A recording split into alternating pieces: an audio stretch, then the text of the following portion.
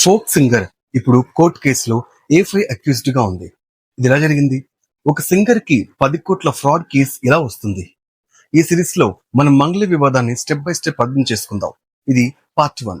మంగ్లీ అంటే Satyavathi Rathod Telangana folk tradition నుంచి వచ్చిన ఒక గాయని. మామూలు పాట నుంచి ఇప్పుడు నడుస్తున్న ట్రెండ్ కు తగ్గట్టు ఒక పాటకి 50,000 నుండి 60,000 వరకు ఛార్జ్ చేసే లెవెల్ కి వచ్చింది.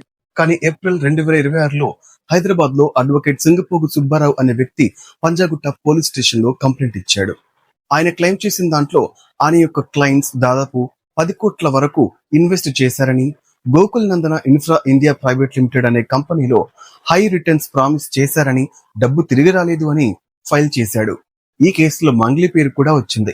ఏప్రిల్ 11, 2026న పంజాగుట్ట పోలీస్ స్టేషన్ మంగ్లీని A5 గా రిజిస్టర్ చేసింది. BNS సెక్షన్ 351/2 మరియు 352 క్రిమినల్ ఇంటిమిడేషన్ మరియు ఇంటెన్షనల్ ఇన్సల్ట్ కింద. ఆమె బ్రదర్ శివ కూడా అక్యూజ్ లిస్ట్ లో ఉన్నాడు. డైరెక్టర్ వేణువుడుగుల పేరు కూడా ఇందులో వచ్చింది. ఇదంతా అర్థమైందా?